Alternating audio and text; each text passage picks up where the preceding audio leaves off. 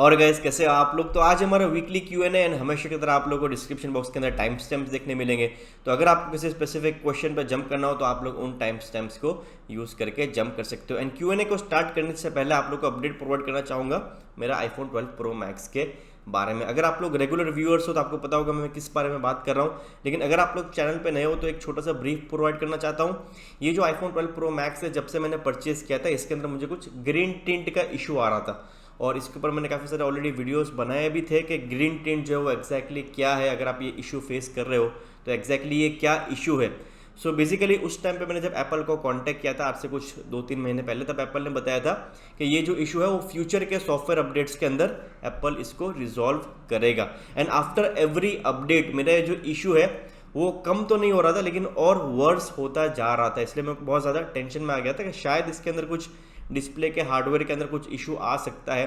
And most recently last week Apple ने जब iOS 14.4 का अपडेट रिलीज़ किया उसके बाद भी ये इशू मेरा आईफोन के अंदर फिक्स नहीं हुआ। और सीधी बात है कि 2-3 महीने हो चुके हैं, अगर ये इशू सॉफ्टवेयर के रिलेटेड होता तो एप्पल ने अब तक इसको फिक्स कर दिया होता, लेकिन मुझे लगा कि शायद ये सॉफ्टवेयर के रिलेटेड इशू नहीं होगा, इसीलिए मैंने सोचा कि इसको जाके सबमिट कर दूं और एप्पल में ही बता दूं कि भाई वो लोग ही डायग्नोस करके मुझे बताए कि ये इशू मेरा हार्डवेयर का है या सॉफ्टवेयर का है। क्योंकि काफ़ी सारे फोरम्स में मैंने पढ़ा था कि वहाँ पे बता रहे थे कि जिनके अंदर सॉफ्टवेयर का इशू आ रहा था उनको वेट करने का बोल रहे थे और जिनके अंदर हार्डवेयर का इशू था उनको अपना फ़ोन रिप्लेसमेंट में मिल रहा था। अभी इंडिया में तो सीधी बात है आपको फ़ोन रिप्लेसमेंट मिलेगा नहीं, इंडिया में तो फ़ोन आपको रिपेयर करके देंगे।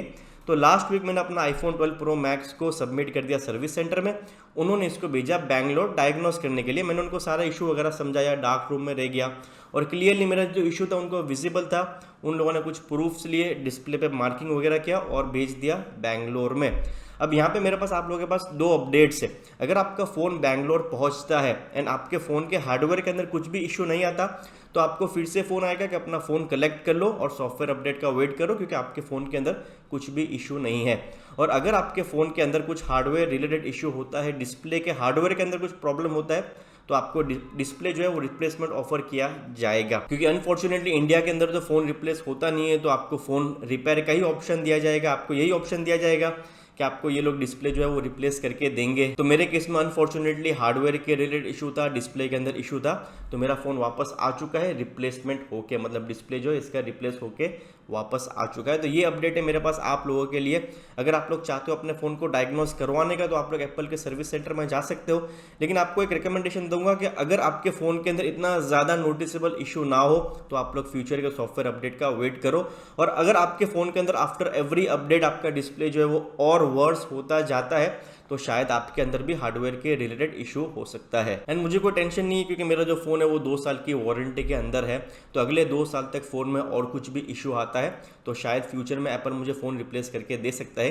क्योंकि इनका पॉलिसी होता है कि फर्स्ट टाइम ये लोग रिपेयर करते हैं एंड अगर फिर से सेम इशू आता है या तो और कोई इशू आता है तो ये लोग फिर पूरे फ़ोन को रिप्लेस करके देते हैं। तो मेरे पास 2 साल का वारंटी है, एप्पल केयर प्रोटेक्शन प्लान मैंने करवा लिया था, इसीलिए अगर अगले 2 साल तक और कोई भी इशू आता है तो मुझे जो अपना फ़ोन या तो रिप्लेस होकर मिल जाएगा या तो अगर रिपेयर भी होता है तो एप्पल के ऑफिशियल सर्विस सेंटर से रिपेयर होकर आ रहा है तो आपको ये नए जैसा ही लगेगा, आपको लगेगा नहीं कि आपका जो डिस्प्ले है वो रिप्लेस हुआ है। तो अब स्टार्ट करते हैं इस Q&A को एंड सबसे पहला क्वेश्चन लेते हैं जो कि जेनेरिक क्वेश्चन है। काफ़ी सारे लोग पूछ रहे थे कि S21 ultra versus iPhone 12 pro max का कैमरा कंपैरिजन हम लोगों को करके बताओ। तो S21 ultra and iPhone 12 pro max दोनों का कैमरा कंपैरिजन कंप्लीट कर लिया है मैंने, और काफ़ी टाइम से आप लोगों के लिए कम्युनिटी पोस्ट में कुछ ना कुछ मैं फोटोज डाल रहा हूँ। तो कल रात को ये वीडियो मैंने लाइव कर दिया है, अगर आप लोगों ने अभी तक चेकआउट नहीं किया तो जाकर जरूर चेकआउट करना।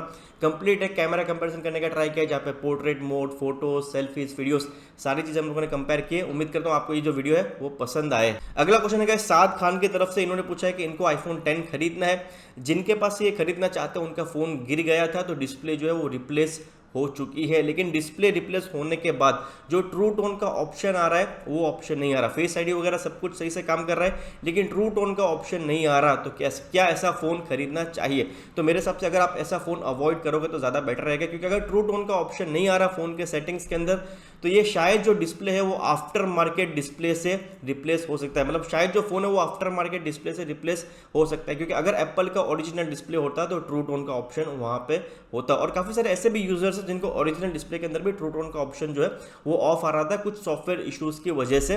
तो आप लोग ट्राई कर सकते हो रीस्टोर करने का फोन को। अगर फिर भी ट्रू टोन का ऑप्शन नहीं आ रहा तो बहुत ज़्यादा हाई चांसेस है कि ये जो फोन आप लोग खरीदने वाले हो उसके अंदर डिस्प्ले जो है वो आफ्टर मार्केट पार्ट से रिप्लेस हो सकता है। अगला क्वेश्चन है गाइस जतिन कुमार का, इन्होंने पूछा है कि इन्होंने iPhone 12 Pro परचेस किया है 2 महीने पहले, लेकिन साइड का जो ब्लू कलर का जो कोटिंग है, जो क्रोम फिनिश साइड पे हम लोग को देखने मिलता है, वो इनका निकल रहा है धीरे धीरे। एप्पल कस्टमर केयर में कांटेक्ट किया तो उन्होंने बताया कि इस चीज़ का जो है वारंटी नहीं होता, तो ये अपने फ़ोन को कैसे रिप्लेस करवाए। तो जतिन कुमार, जैसे कि मैंने आप लोगों को पहले बताया वीडियो में, मेरा फ़ोन का डिस्प्ले खराब था, हार्डवेयर के अंदर इशू था, फिर भी एप्पल ने रिप्लेस करके नहीं दिया।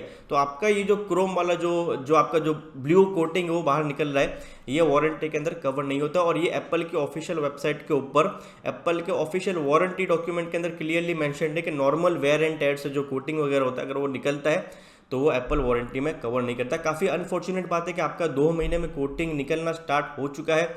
मैंने अपना iPhone 11 Pro Max जो था उसको ऑलमोस्ट 1 साल जैसा यूज़ किया था और उसके ऊपर कोई भी टाइप का लेमिनेशन वगैरह नहीं करवाया था, उसके बावजूद मेरा जो कोटिंग था वो वैसा का वैसा था। तो मुझे पता नहीं आपका कोटिंग जो है एग्जैक्टली क्यों निकल रहा है 2 महीने के अंदर, लेकिन काफ़ी अनफॉर्चुनेट बात है। लेकिन अनफॉर्चुनेटली अभी ये जो चीज़ है वो एप्पल उसको रिप्लेस नहीं करेगा क्योंकि वारंटी के अंदर ये चीज़ें जो है वो कवर नहीं होती। अगला क्वेश्चन है गाइस रुद्रा प्रताप सिंह का, इन्होंने पूछा है कि iPhone 12 लेना चाहिए क्योंकि काफ़ी सारे लोगों को डिस्प्ले के इश्यूज आ रहे हैं, ग्रीन टिंट और येलो टिंट के भी इश्यूज आ रहे हैं। तो रुद्रा प्रताप सिंह जी, आपको पहले तो बताना चाहूँगा ये जो येलो टिंट का इशू है वो एक्जैक्टली कोई भी इशू नहीं है।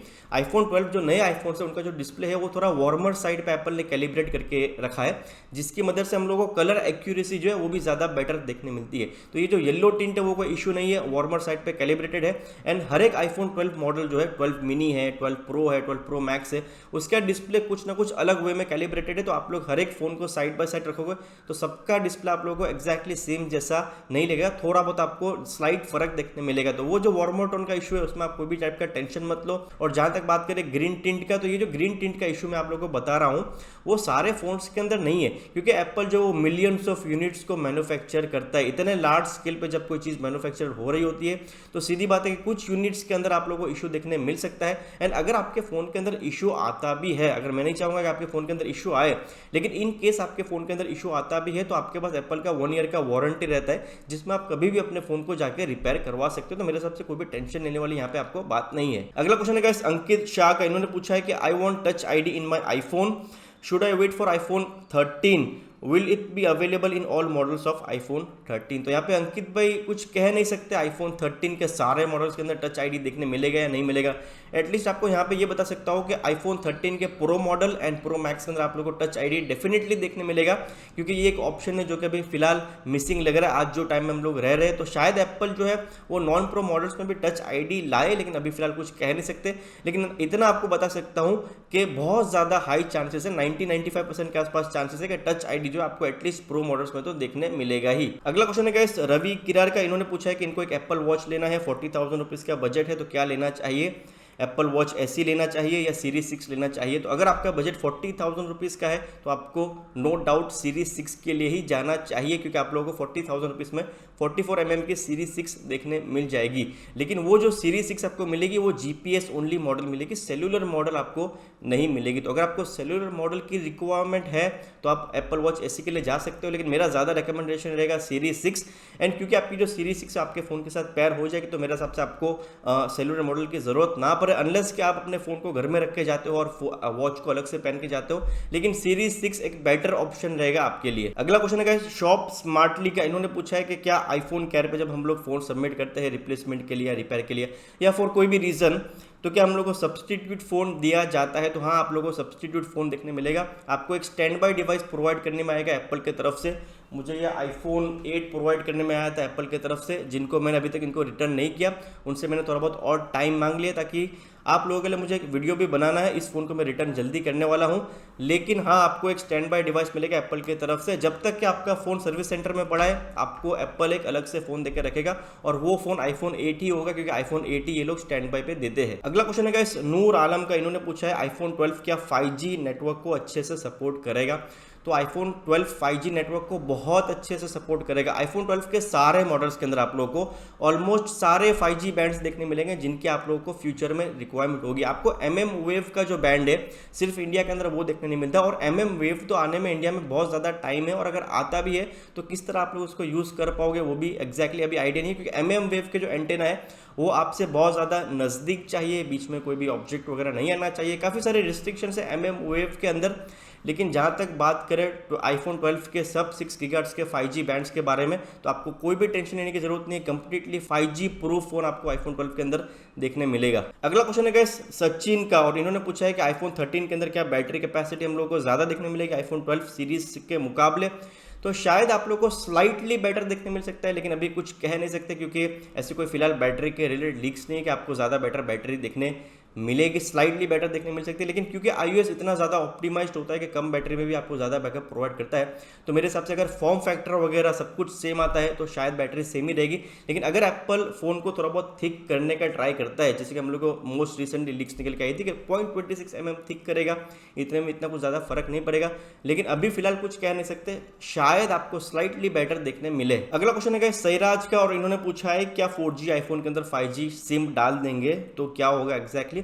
तो 4G आईफोन के अंदर आप लोग 5G सिम डालोगे तो आपका जो 4G आईफोन है वो आपको 4G की स्पीड प्रोवाइड करेगा, 5G की स्पीड प्रोवाइड नहीं करेगा। और अगर डायनामिक स्पेक्ट्रम शेयरिंग की मदद से एयरटेल वगैरह लाते हैं 5G इंडिया के अंदर, तो शायद आपको 5G सिम की रिक्वायरमेंट भी ना पड़े कुछ टाइम तक। लेकिन आप अगर 5G सिम कार्ड डालोगे कोई भी 4G फोन के अंदर, चाहे आईफोन हो चाहे कोई और फोन हो, वो फोन 5G नहीं हो जाएगा। कभी भी आपका जो फोन है वो 4G नेटवर्क के अलावा और कोई नेटवर्क सपोर्ट नहीं करेगा। अगला क्वेश्चन है हर्षद का, इन्होंने पूछा है कि आपका पहला आईफोन जो है वो आपने कितने का लिया था। तो मेरा जो पहला आईफोन है वो 4S था, काफ़ी सारी मेरी यादें जुड़ी हुई है उससे, और काफ़ी सारी स्टोरीज भी है जो कि मैं आप लोगों को सुनाना चाहता हूँ आईफोन 4S के बारे में। कभी मौका मिले तो मैं आप लोगों को ज़रूर कोई स्टोरी टाइम वगैरह का हम लोग वीडियो बनाएंगे। लेकिन मेरा फर्स्ट आईफोन था आईफोन 4S, जिसको मैंने मलेशिया से परचेज किया था अप्रॉक्सीमेटली $500 के आसपास। मुझे एक्जैक्टली उसका प्राइस नहीं पता, लेकिन कुछ $450-500 के आसपास ही था। इंडिया से काफ़ी ज़्यादा उस टाइम पे वहाँ पे सस्ता था। अगला क्वेश्चन है गुलशन गोशानी का, इन्होंने पूछा है should we buy iPhone 8 plus second hand in 2021।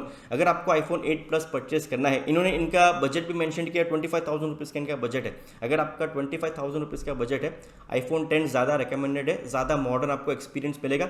IPhone 8 के अंदर नो डाउट आपको होम बटन में फिंगरप्रिंट सेंसर वगैरह देखने मिलेगा, लेकिन ओवरऑल गेस्चर बेस्ड नेविगेशन वगैरह आपको आईफोन 10 के अंदर मिलेगा। एक बेटर फोन है आईफोन 10 आईफोन 8 प्लस के मुकाबले।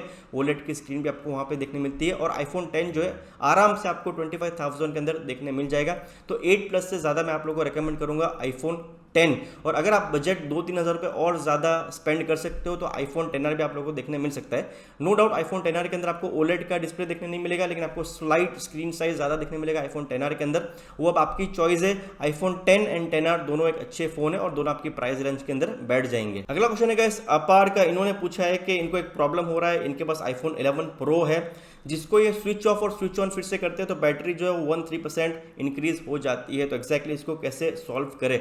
तो आप अपना जो आईफोन है उसका जो सॉफ्टवेयर है उसको कंप्लीटली स्क्रैच से इंस्टॉल कर सकते हो, पूरा फॉर्मवेयर जो है कंप्लीटली डाउनलोड एंड इंस्टॉल कर सकते हो। शायद आपका जो प्रॉब्लम है वो सॉल्व हो जाए, क्योंकि कुछ ना कुछ बैटरी के कैलिब्रेशन के रिलेटेड इशू हो सकता है। क्योंकि सीधी बात है, जब आप फोन को स्विच ऑफ करोगे और स्विच ऑन करोगे तो बैटरी तो एक्चुअल में 1-3% बढ़ नहीं रही, सिर्फ उसका जो परसेंटेज है वो बढ़ के आपको कुछ रॉन्ग कैलिब्रेशन शो कर रहा है। तो अगर आप अपने फोन को पूरा रिस्टोर करके पहले तो ट्राई करो, अगर रिस्टोर करने के बाद इशू फिक्स नहीं होता तो पूरा फॉर्मवेयर फिर से आप लोग डाउनलोड और इंस्टॉल करो, तो मेरे हिसाब से आपका जो इशू है वो रिजॉल्व हो जाना चाहिए। अगला क्वेश्चन है गाइस ग्लेन का, इन्होंने पूछा है कि इनको आईफोन 12 के साथ आईफोन 11 के साथ जाना है, लेकिन कुछ लोग बोल रहे हैं कि आईफोन 11 के अंदर 4G है, अभी 5G आ जाएगा, तो मैं एक्जैक्टली क्या करूं। तो मैं आपको सबसे पहले तो बताना चाहूँगा कि आप डिसीजन लो अपने बजट के ऊपर भी, क्योंकि अगर आपका बजट 50,000 के अंदर है तो मेरे हिसाब से आप इसको इतना स्ट्रेच करके, क्योंकि 50,000 और जो आईफोन 12 आता है वो 75,000 रुपीज़ का आता है। तो बजट के अंदर ऐसा नहीं है कि 5-7 हज़ार रुपये का गैप है, बजट के अंदर 25,000 रुपीज़ का डिफरेंस है। तो अगर आपका जो बजट है अगर वो 75,000 रुपीज़ के आसपास आप लोग उसको ले जा सकते हो, तो नो डाउट आईफोन 12 जो है वो एक बेस्ट फ़ोन है। ओलेड उसके अंदर आपको देखने मिलता है, नया फॉर्म फैक्टर देखने मिलता है, 5G देखने मिलता है। लेकिन अगर आपका बजट लिमिटेड है, उसको स्ट्रेच नहीं कर सकते, तो आईफोन 11 काफ़ी ज़्यादा एक अच्छा फ़ोन होगा। नो डाउट उस पर आपको कभी भी 5G देखने नहीं मिलेगा, लेकिन मेरा रिकमेंडेशन है कि अगर बजट कम हो, जब 5G आएगा इंडिया के अंदर, तब आईफोन 12 का 5G का जो फ़ोन है वो भी सस्ता हो जाएगा। तब आप लोग अपना आईफोन 11 को सेल करके सस्ते में आईफोन 12 ले सकते हो। वो जो पैसा अभी बचा रहे हो तब यूज़ कर सकते हो। तो अगर बजट कम हो तो iPhone 11 one of the best value phone है अभी आईफोन के लाइनअप के अंदर, तो उसके लिए आप जा सकते हो।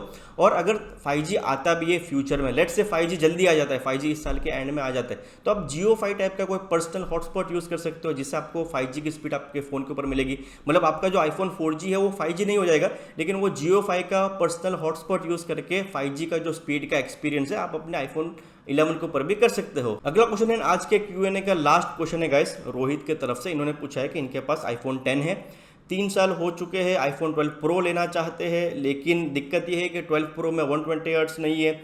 120 हर्ट्ज से क्या बहुत ज़्यादा फर्क पड़ता है गेमिंग के मामले में, नॉर्मल यूज़ केस के मामले में समझ नहीं आ रहा क्या करे, आईफोन 13 का वेट करे या आईफोन 12 प्रो ले ले। तो रोहित भाई आईफोन 13 को तो अभी बहुत ज़्यादा टाइम है, मतलब सितंबर के आसपास आईफोन 13 आने वाला है, तो 8 के 9 महीने के आसपास का टाइम बचा हुआ है, जो कि काफ़ी एक लंबा टाइम है। तो अगर आप अभी आपके पास पैसा है तो आप आईफोन 12 प्रो के लिए जा सकते हो। नो डाउट उसके अंदर 120 हर्ट्ज नहीं है, एंड 120 हर्ट्ज के अंदर आपको नोटिसेबल डिफरेंस देखने मिलेगा, लेकिन जितना लंबा गैप आप लोग सोच रहे हो उतना लंबा गैप नहीं है, क्योंकि iOS के एनिमेशन भी इतने स्मूदर है और iOS इतना अच्छी तरह से ऑप्टिमाइज्ड है कि इसका जो 60 हर्ट्ज है वो आपको 75-80 हर्ट्ज के आसपास फील होगा। नो डाउट 120 हर्ट्ज में डिफरेंस तो है, normal day to day use में भी डिफरेंस है, मैंने भी डिफरेंस नोटिस किया है स्क्रोलिंग के टाइम पे, फिर मतलब ऐप स्विचिंग के टाइम पे, बहुत सारे केसेस में आपको डिफरेंस देखने मिलेगा। मेरा एक्सपीरियंस 120 हर्ट्ज के साथ बेटर है, लेकिन इसका मतलब ये नहीं है कि 60 हर्ट्ज आपको कोई ख़राब एक्सपीरियंस प्रोवाइड करेगा। अभी S21 अल्ट्रा के 120 हर्ट्ज पे से शिफ्ट होने के बाद फिर से आईफोन 12 प्रो मैक्स में यूज़ कर रहा हूँ, और मुझे थोड़ा बहुत नोटिसेबल डिफरेंस लग रहा है, लेकिन ऐसा नहीं लग रहा कि यार ये बहुत ज़्यादा ख़राब डिस्प्ले है। तो मेरे हिसाब से अगर आपके पास अभी पैसा हो, लेना चाहते हो, तो 12 प्रो एक काफ़ी अच्छा फ़ोन है। तो बस ये था गाइस आज का हमारा Q&A। उम्मीद करता हूँ आप लोगों को पसंद आया हो। अगर पसंद आया हो तो वीडियो को लाइक और शेयर जरूर करना। अगर आप लोग चैनल पे नए हो, अभी तक सब्सक्राइब नहीं किया, तो जरूर सब्सक्राइब करना, और जो बेल वाला आइकन है उसको प्रेस कर देना नोटिफिकेशंस के लिए।